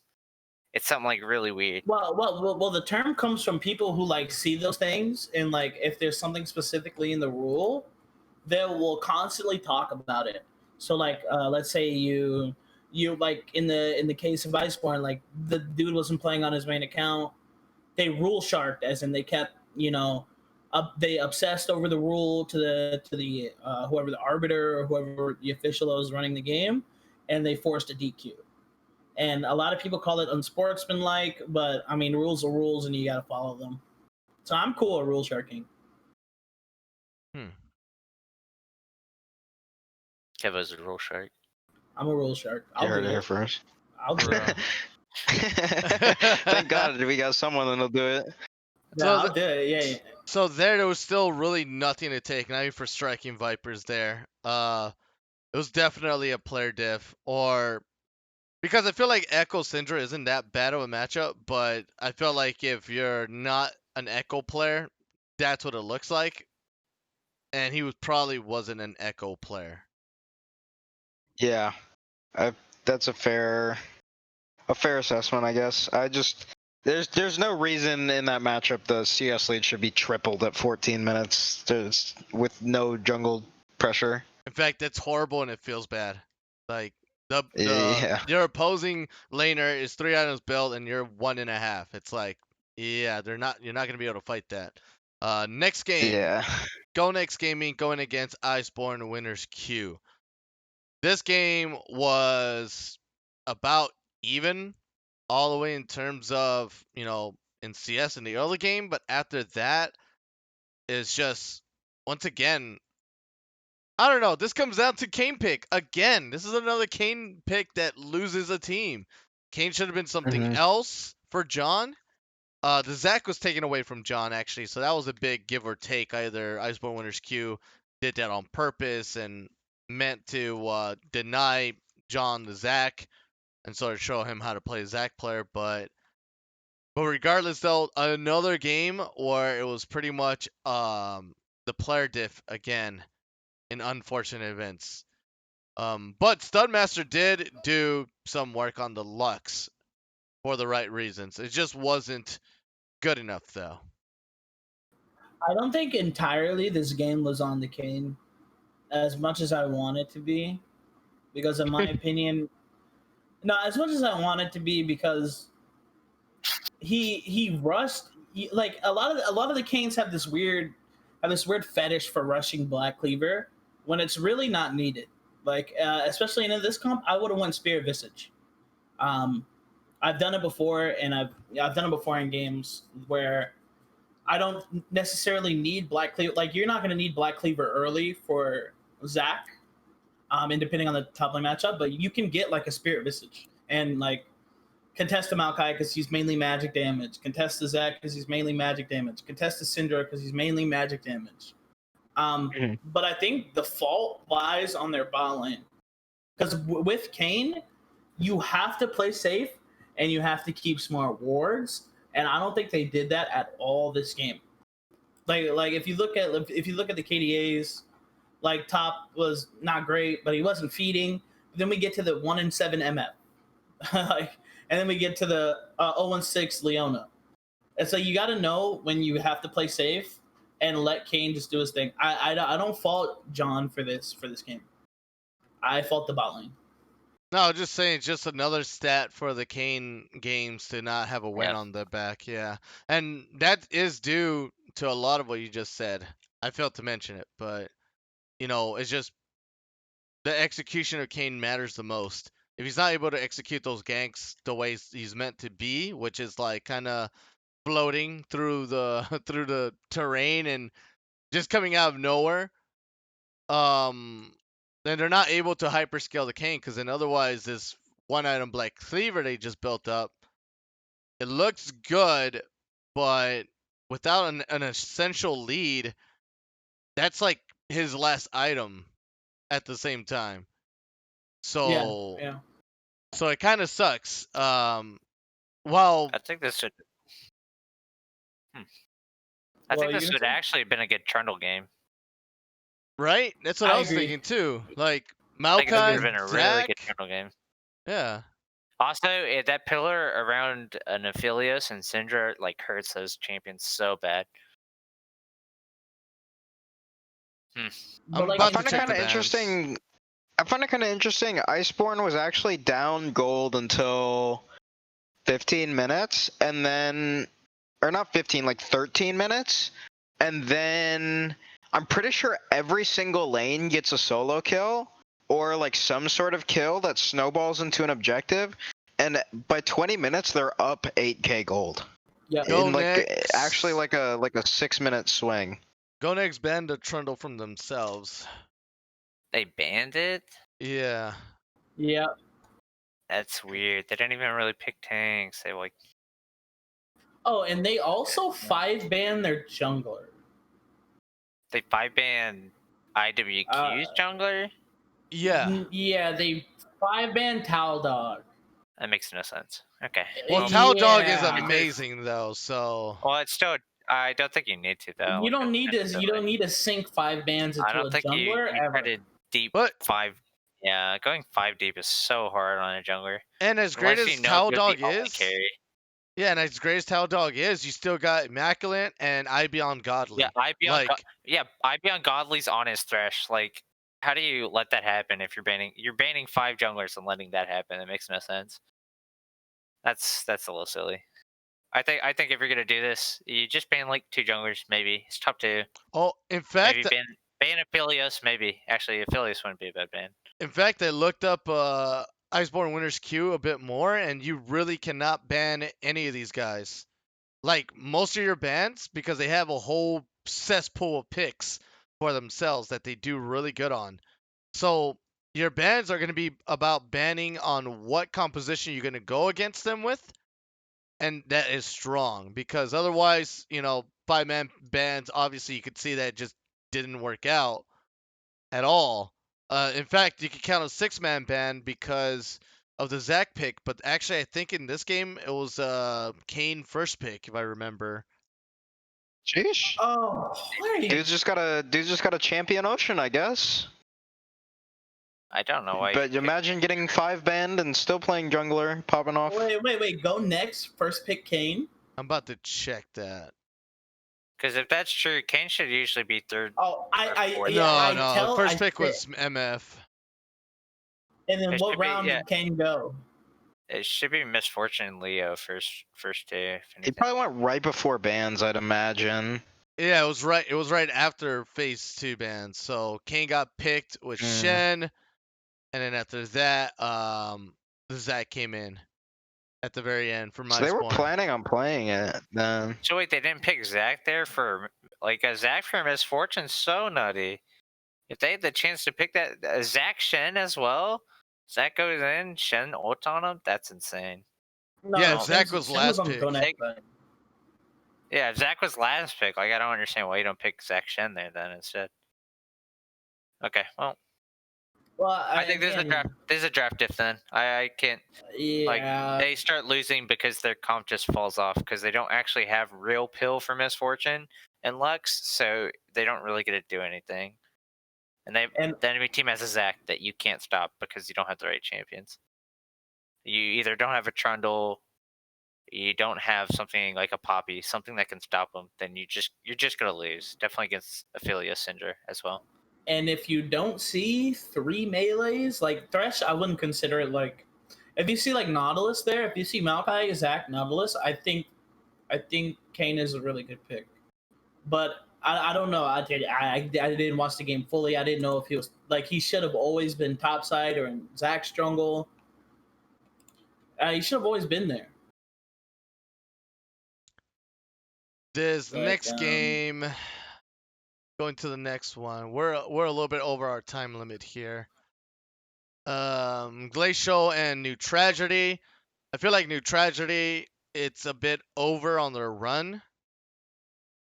So I kind of don't want to cover that. I want to cover this one though, which was really, really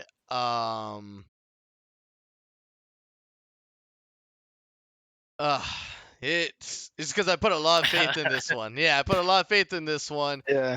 And now I'm kind of backing off now. I can still change what I said, I think. But Solar Phoenix and Iceborne winners, definitely the sun was not with them and the cold, winter came for them. So Definitely. I'm just saying for this game at least, like why a Mumu? Like come on. a Mumu, better jump Oriana. The only Yeah. reason why they picked it, I can already tell you, is because they have the Oriana. I remember There's no dying. reason. I was dying of laughter when I saw Mumu when we were watching the game. That's just silly. Like that's Well, just also big draft. by drafting the way they drafted, they're only I actually where's remember their engage outside of a This Mumu is- queue? this is not only the infamous Ash going Manamune against Phileas, kind of feel sad, but it's Classic. also, if I remember correctly, their team like Solar Phoenix looked like they just didn't want to use ults ever until the last second instead of engaging, which makes no sense. If you're gonna pick the Mumu and the Ash, why aren't you engaging with your ults? Why are you waiting? It just doesn't work. Isn't it You just really let so much hard happen. to even jump on a Quirky and a Philios with a Thresh? If you're engaging, like you can still go for someone else. I and then mean, fight they because- Yeah. didn't draft. even if like you only hit the volley, if you kill the volley, guess what? They've got 3 squishies and a Mordekaiser. The game should be a whole lot easier to fight at that point. But they don't even use it for that. They just sit on it. Oh, and it's also the only engage they really have. Like a Mumu Q and Ash R is their only engage, unless I don't remember if Zillion went glacial, but they have 2 engage opportunities into the enemy team, and Aphelios took cleanse, and Corki has W. So if either of those engage opportunities fail, right, a Mumu Q is gonna be like 15 seconds, and Ash R is gonna be like a 70-second cooldown late game. So it's just really unreliable engage, and I think they just got behind because Iceborne was 2 objectives first, so they kind of forced the enemy to walk into them. So, yeah. They biffed it. The bad draft. Biff the draft. They biffed it. They biffed it for sure. Then stop building Manamune, please. Please. Another Not Ash with good. Manamune build losing, by the way. Against Volibear as well. Yes, I- against tanks. I actually think I looked at this earlier. Every Ash that built Bork, I'm pretty sure won in the Novice League.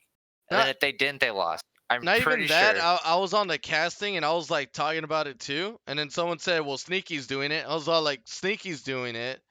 Sneaky's challenger. But- We're gold plat league. Come on, please. Yeah, like please. it's a golden plat league versus a challenger's mental, and the way his thought process is normally with professional players, their thought process is not item good, I'm gonna do good. It's You have to how also look at matchup. It's just so awkward. matchup, positioning, what you're thinking. Is this a good way to start up the engage? Do you force objectives? Do you not force objectives? Also, you can never beat someone that has perfect CSing. Like, if you're Manamune with no perfect CS, every single gold counts matters because you don't have damage with that item. So that means you need to get gold, either kills, objectives, whatever, and any other means. But Manamune with 95 CS versus a 148 doesn't look like your Manamune. Just feels like, once again, your last item that you're going to build. It's just, it's not good enough. Like, I'm sorry if Sneaky built it and it looks great, amazing, but that's because he has every right to, say that it is, even though it isn't I for mean, when you. you're looking at it, when you're looking at it, when he put up that chart to show you like the crazy damage that it does, 2,000 more damage whenever you have it with two other items compared to work with one other item because of the cost efficiency. You also got to think that's whenever you're maximizing your spell damage and your auto damage in a fight, like perfectly. I don't know if everybody else here has been watching gold or plat players. I They don't don't do see them that. fighting perfectly ever. I've never seen it. Some of these guys don't There's know how only to ward one. block. There's only one scenario where I would build it, and If they that's don't if have Striker anything. told me to. Yep, if Striker says that they don't have anything. If Striker does not tell you to build Manamune, do not build Manamune. That's as easy as it gets, you know? It reminds me Striker of a tells me before every friend. game the exact 6 items to build.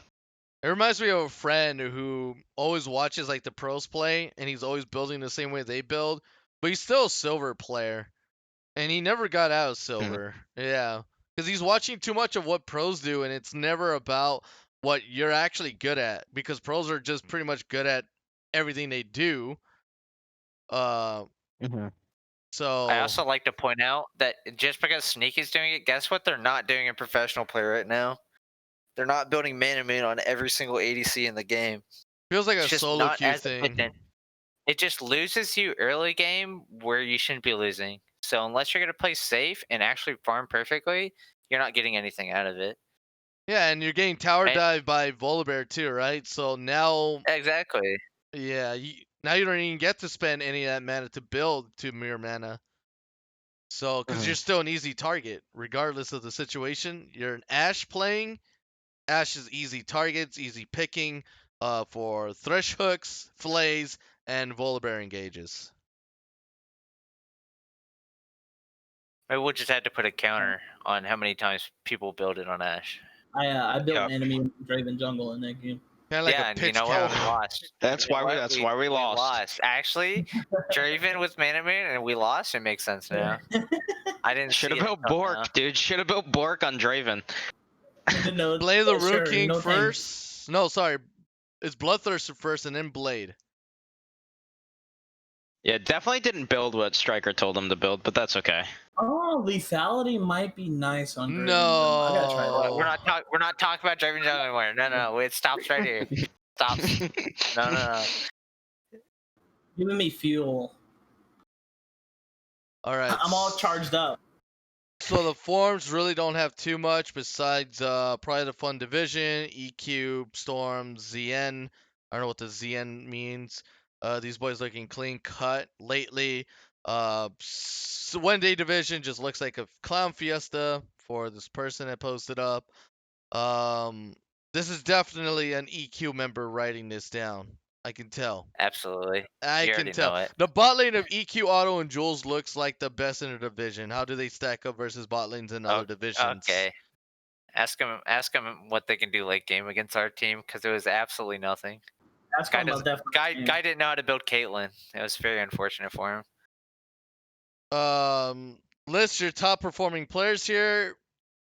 Otto, Joel Santana, Lego Legends, Fade into Dust, Tate no, Yusha. Tell me, is that the whole freaking EQ Storm roster? I'm about to. It's just about yeah. It's just Yeah. about a big EQ Storm bias here. Why? On the responses, Egos. why? They all look the best across their roles and have the most consistent game impacts. Well, that's not. That's true, but they're still very biased here about everything else. Absolutely. I don't. Yeah, I don't think it's biased at all. I think this is a viewer who wants to get their opinion heard. 100%. What? Why'd you make it sound like that? It's so weird. And no, I'm looking I'm at being this, sarcastic. I think it's definitely a member of their team that wrote that. But I mean, to their credit, there's a reason that they're 2, right? Do they have 2 losses or 1? 2 losses. yeah. They 2 lost to losses. Cosmic early on. Okay, yeah, I think that there's a reason they're 6-2. They're still a very good team in our division. I think there's a reason they're not the best. You think there's a reason why they're the second best? Got it. Hey, They're third best in our division. I would say Pawn Sacrifice is slept on heavily. Who are your I think guys' that they're a very scary team. top team picks here that you would see in the finals? Actually, like most likely see in the finals. What would those be? Us and Iceborne. I think that's easy. I would say that as well. if we're talking like semifinals, like in semifinals, I think it's gonna be. I don't know how brackets are set up. I think it's gonna be like us and like TBD in semifinal, and it's gonna be like EQ and. I don't think EQ makes it to semis. I think EQ makes it to semis against what's her name? Iceborne? I actually think that Solar Phoenix is better than EQ. Now with How that many kind of teams make draft, playoffs? How many teams make No, with that 12. draft- No, you're right. If they draft like that, they're not 12 winning teams? that. Yeah. So there could be quite a few, and it's best of 5 then, huh? Yeah, Oh, Kevo, in a not best of the 5? kind. Yes. Best of 1s turn into best of Ooh. 5s. Max evolution. I think we're just too good in a BO5. I think that that's really tough. I could say finals, but I don't know if I could really predict semifinals just because I think there's inconsistencies, even though Well, I think if you're just gonna do top 4 teams, it's us and Iceborne at the top, and then I think you have. I still think Solar Phoenix is a good team, even though they drafted like apes against Iceborne. And then the other one, what was I saying? PSP. you just have to give maybe. TBD, Or actually, TBD. right? Yeah, I'd probably You just have put to TBD give before. you have to No, give but credit where credit's due there. Even But do you think TBD would drop the ball ever? Like let's say like TBD and like EQ go against each other. Who do you have? TBD. I They know how to play I just around think tempo, you which I think can't EQ's you bad can't against. say that they're inconsistent because of their No, I record, never- I right? never So did. even if they're not the best, what they do have for sure is consistency. EQ? No, I think TBD. TBD. I think they're the second best tempo team. Like they play around tempo so well. I'd have to watch more, but I think in a BO5, I don't know. I value EQ more than TBD, and Same I think here. that's just by the nature. That's just by the nature of how weak their conference is. I mean, EQ Like, it's just too- looks. The execution from Better. EQ just looks better. TBD, especially with keep on going with Morgana jungles, like executions will never look as good. I mean, I feel like they're not running some of the meta stuff and EQ are, but also having the rotations in for themselves. I think they will be a player diff and a team diff entirely. I'm giving EQ a lot of props here. I do think they'll fare better in a best of 5 than TBD. All right. But that's just me. So outro. Only reason why we have a time limit is because we got games today for Academy. Gotta get ready Yeah, for we've been those. going. Yeah, we've been going for about 2 hours. Almost. Now. An hour and 49. Yeah. Oh, let's do this. You guys chop it up. Hmm? Do you guys take out dead space in the podcast, or do you edit the podcast, or you What do leave you it mean? raw? Dead Space, Raw. I don't know. Like a podcast is pre-recorded, right? This is pre-recorded, yes. So. Yeah, so when you put it out, do you go back through and chop out Oh no, I just do you upload edit it? No. Okay. Very, Okay. very interesting that you brought that up because editing, rendering takes hours. And that's only because I want to add the outro to the video. So instead of what I did was I did reverse of it. Instead, I made the video of the outro rather than putting the whole thing into the video program to put in an outro, because the outro isn't that long. It's about let me check here. I have so much stuff, so let me see if I remember where I even put it. If you ever need help with video editing, I can help you. So the Because I know outro longer is video. 40 seconds. Oh, sorry, I have it to 1:57. I have to extend it. So the outro of my videos. So instead of rendering for 3 hours, I instead uploaded like a few minutes for an outro. So the outro plays recorded on the OBS on the OBS here, and in a moment it fades into black. That's when the outro is done. Basically. Yeah, if you ever need any tips on video editing, because there are ways to get around long render times, long. It's not that. It's if I was only doing videos, I could do more, but I'm not only doing videos, unfortunate. okay. Yeah. I had to prep But up for next week's schedules, look up on Discord, look for hire because we need more casters. Color casters specifically. Yeah. Review games. Dude, I gotta give that guy a shout out. I heard he's new, K-Bot. That guy's a freak. That guy's an amazing caster. Freak. Just give that guy if you see him and I don't, give that guy a shout out because that guy is he's just got the voice for it. He's got everything down. He's amazing. He's amazing. Yeah. Is Cincha in Academy? Yes. Yeah. Cincha's in Academy? Yeah, that's where Striker's from, yeah. That's my boy. That's my boy. Let's go, coach. That's actually tonight. That is tonight. I don't know if I have. Coach. I don't know if they play. I don't like tea time, but I like Striker. Tea time's amazing. Come on, amazing guy. No, he screwed me out of a spot. Dude. I don't even want to talk about it. He's even better. I don't see Striker in here.